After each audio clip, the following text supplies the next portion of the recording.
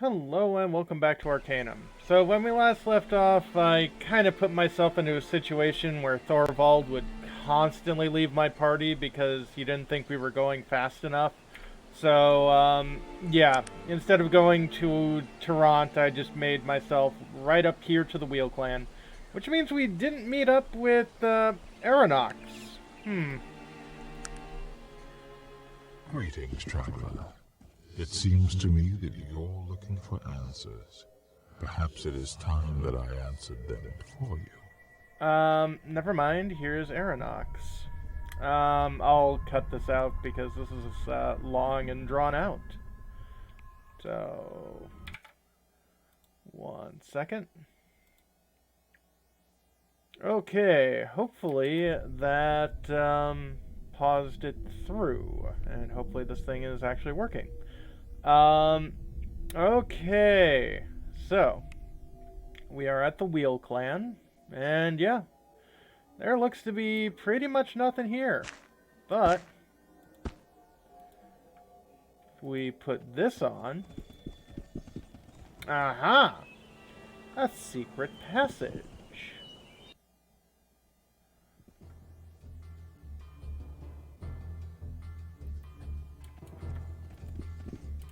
Hopefully that doesn't mean combat's happening. We come in peace.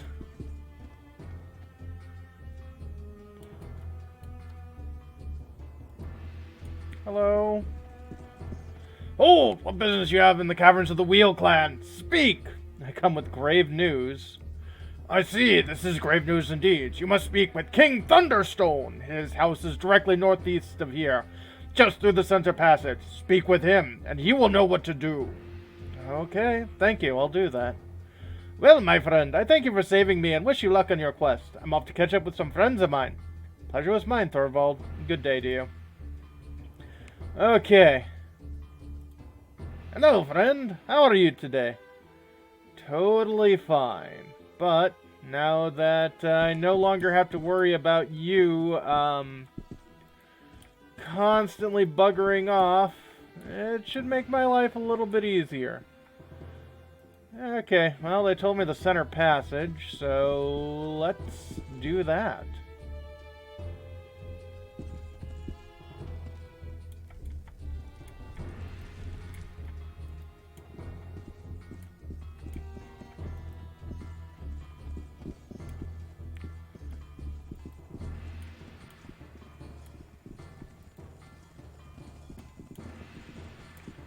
Luckily, all these Dwarven guards seem to be, happy with me. In fact, they're courteous. Not bad for a half-orc.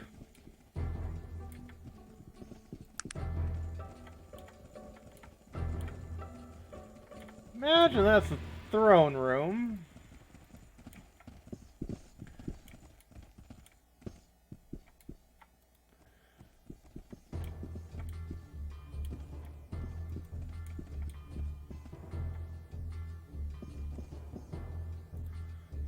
Yes?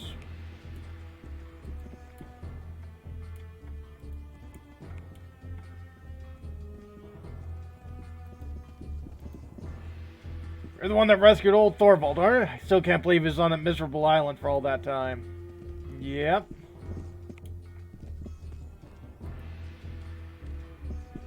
Greetings, traveler. I'm sorry, I don't believe we've met. I am Radmar Thunderstone, son of Long-Ear Thunderstone. I stand as chieftain and king-in-waiting of all dwarves, both over and under mountain, in the lands of Arcanum. Welcome! Welcome to the caverns of the Wheel Clan. Pleasure to meet you, Ravender. I have a few questions. Of course! What do you need? You said you were king-in-waiting. Yes, my father is unavailable. I rule in his stead, but I am not the true king. I will not be as long as my father lives. I am only a king-in-waiting. I see. I am in need of assistance. Of course! What do you need? I come with news of a most dire nature. Dire nature? Of what are you speaking? I have a tale to tell. Explains. I see. You say you've been to the Island of Despair to confirm the story of Grunman Orbender. Yes, I was there, but there was no sign of the BMC dwarves. This troubles me, my friend. We were given assurance by Albrecht. Assurances! Bloody meddling. Oh, blast them all to the dark depths. Blast who? The elves? What's going on here? This is an old and dark business. This business of my father. And I am his heir. It falls to me to make things right, but I know not what to do. He told me so little. What happened to your father, Raptor? My father, great and solid long-haired Thunderstone, king of the dwarves. You know of him, stranger? You the stories of his courage, of his strength, of his wisdom? My father, stone among stones, from out the madness of the clan wars, he united us under one banner, under one king, through the sheer power of his will. Where is he, Ravner? What happened to him? Wait, clan wars? What the heck did you mean? Aye, it's a sad story in our history. For 500 years there was a rift among the dwarves. We built great machines of war and threw ourselves against each other, and entire clans were lost in battle. Dark time, the times of Loric's insanity. We speak very little of that time. Who is Loric? I've said we don't often speak of it. That's a conversation for another time, perhaps. Okay. Where is Longhair, Ravender? What happened to him? It broke his heart. That heavy stone heart. He who warred against Loric the Abager in the pass of Gorath, who in victory burned Loric alive, along with 10,000 of his dwarven followers. And this broke him like a child upon the stones of the world. Please, Ravender, I need to know what happened here. Less metaphor, please. It is as the old Bender told you. My father permitted the banishment of his own people by the elves. He watched them sent away, heard their cries, and with hardness born of 100 generations of thunderstones. So where is he? My father came home and upon his knees cried out for his lost, foolish brethren. Tears of regret, stranger. Regret, shame, and sorrow. The cavern shook with his fury, shook at the impact of his hands upon bare stone. He tore the clothes from his body, and he set his bulk against the walls, and the floors, and the sorrow marked in blood. And then...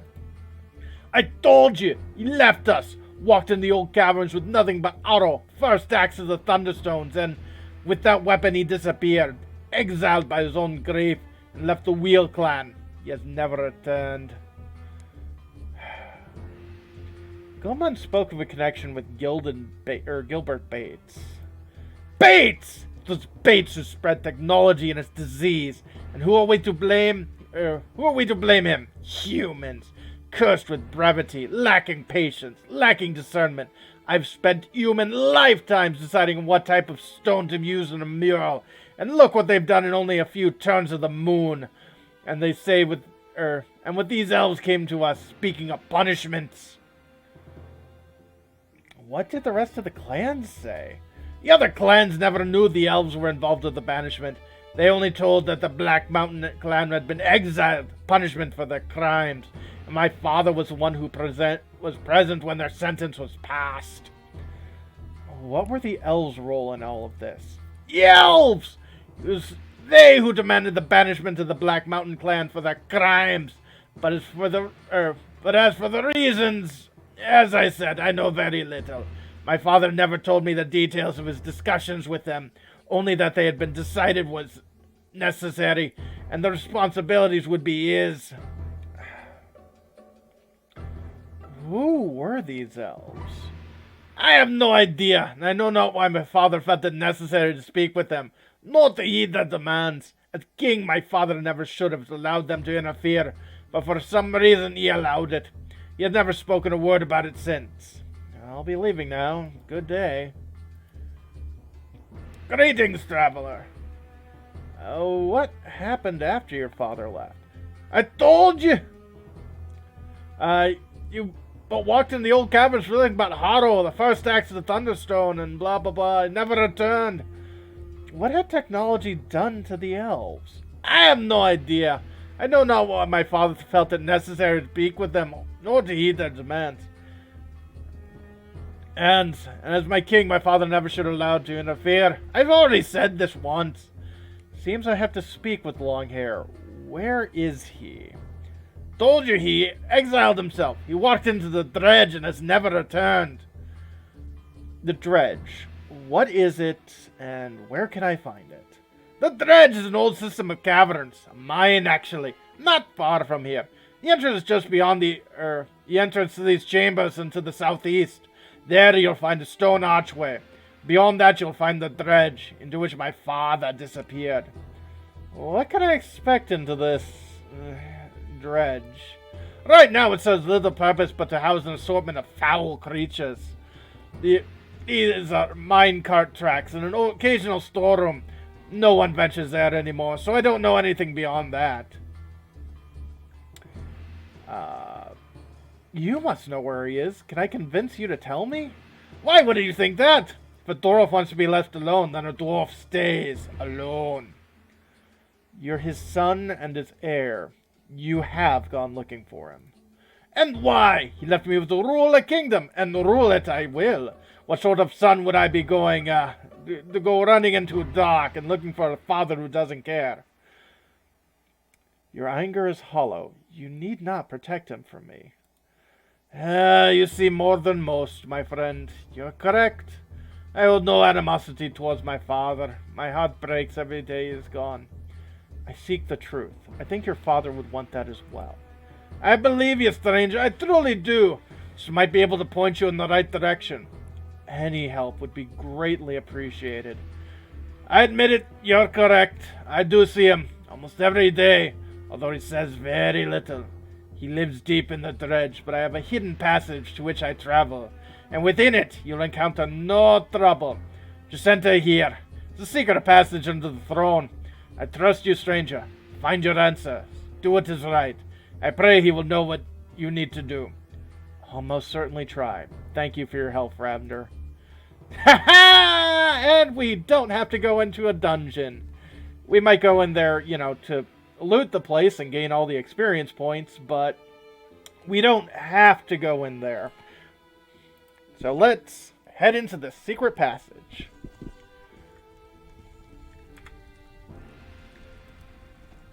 What? Who dares disturb the exile of Thunderstone? Forgive me, Your Highness. I had no choice but to. Quiet. This insolence is unforgivable. The violation of my ancient right for solitude in exile is not broken so easily. Your life hangs in the balance, stranger. Speak quickly, lest you taste of the fury of Harrow. Wait a moment. I've come here with the blessings of your son. My son? Randver? He would dare permit such an affront? I've come here to writhe upon the blade of my sorrow, to live the 1,000 deaths by the ancient right of kings. These laws are passed down through the mountain from the beginning of remembered time. Your life is forfeit to them, as is my own. Do you understand? Stop. I come with news of the Black Mountain clan. What? How do you know? Speak quickly. Your life still hangs in the balance. Fine. I have a story to tell. I've no words, no words. My crime, it seems, is even more heinous than I thought. I deserve much worse than this mere isolation. Loghair, I need to know exactly what happened. In all the time since the judgment was passed, I have never spoken of it. My shame has held my tongue. It seems that very shame shall now, finally, bring the betrayal to light. Please, these elves who approached you, who were they? A delegation of elves sent from the Silver Lady herself. They came not long after Bates had built his first steam engine.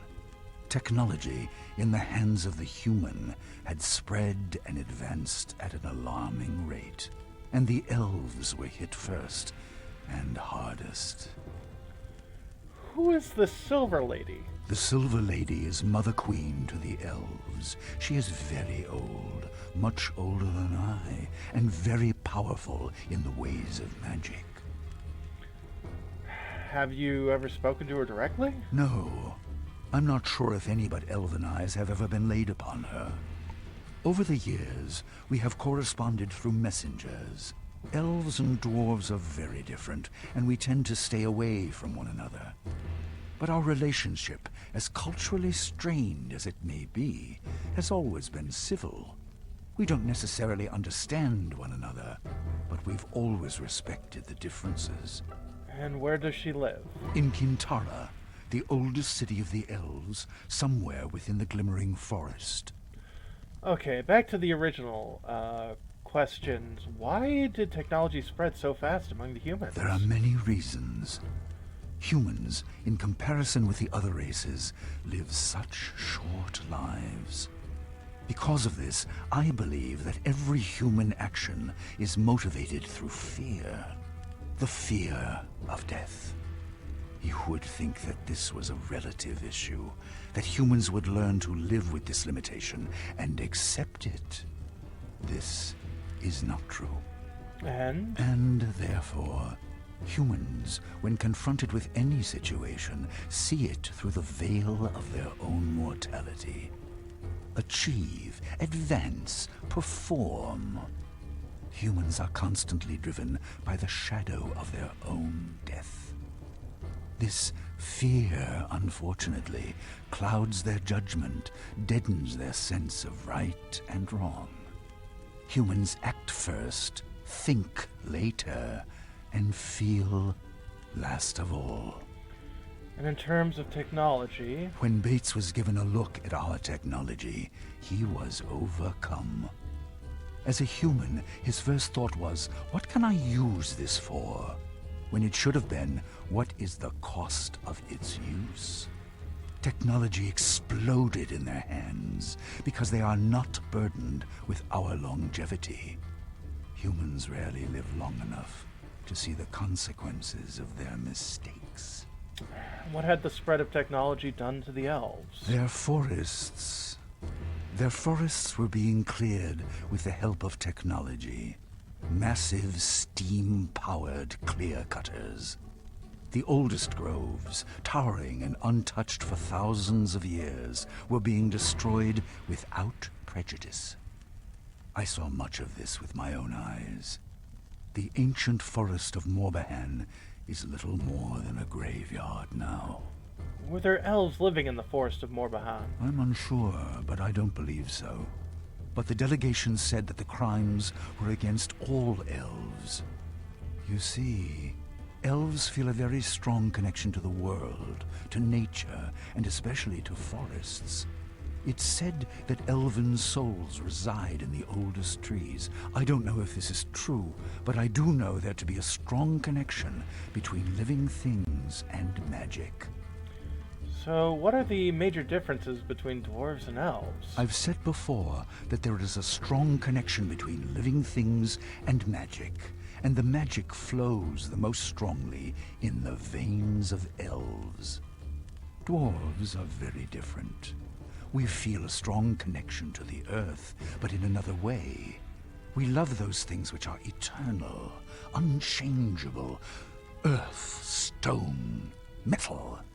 In those things are strength, but not life as you know it. And the elven delegation, what did they demand of you? They said that if the Black Mountain clan was not punished, there would be war. War! I told them that a punishment was already being decided upon, and that we, as dwarves, would deal with them. They refused. They claimed rights as the afflicted, and therefore as the judges. They agreed that exile was a suitable punishment, but they wanted to be the vessel of that retribution. Yeah, this is why the afflicted are not judges of their own, trials. Great. Are the elves a warlike people? Is it in their nature? No. I know that there was a time of violence many years ago among the elves. But from what I know of them, they are a very rational, peace-loving people. They know that ultimately, war benefits no one. I was very surprised when they came and threatened it. I see. There seems to be some inconsistencies here. Yes. The more we talk about it, I begin to get the same feeling. Yes, the elves would have been angry, but would they really have threatened war? Morbahan was a tragedy, but directly affected none of the elven communities.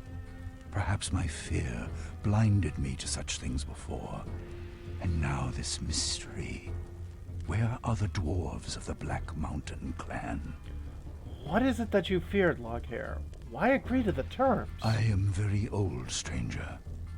You may know nothing of me, but believe me when I tell you that I've seen enough dwarven blood spilled to fill 1,000 lifetimes. Have you any idea what it would mean for there to be a war between the elves and the dwarves? Arcanum itself would not survive the conflict. And I was so very tired of filling tombs with the bodies of my people. But nothing. I chose to spare the dwarves, the world, the price of such a war. What was one clan's honor in comparison with the sheer cataclysm that would result otherwise? You ask what right they had? None. They merely forced a choice, and I chose the path of least resistance, the least pain. That was my betrayal, stranger. What do you mean? You were merely acting out of concern. But that is the point. I am king of the dwarves. It is my responsibility to lead them, to protect them. But most importantly, it is my responsibility to defend their honor, their dwarven honor. By allowing my own fear or concern, regardless of how justified that fear might be, to overshadow their honor, was an unforgivable transgression. Being king isn't always easy. Even as king, the choice is never mine as to whether even one dwarf is stripped of his honor. I should have brought this to the people, or just flatly refused from the beginning. I was a coward, a failure, and this exile is my punishment. Given the choice now, I would have waged war against all of Arcanum to uphold the honor of that foolish little clan. Yes, Loghair, but we can still make things right.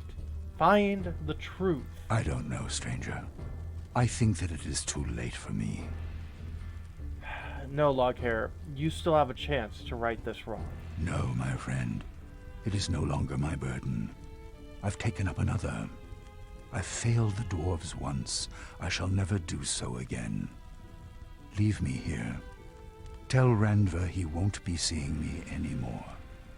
I see now that the price for my cowardice is even more costly than I'd imagined. My poor dwarven brothers. I'm so very, very sorry. Please. Take this. A letter sent to me from the elven delegation. Within it is a name. Min Gorad.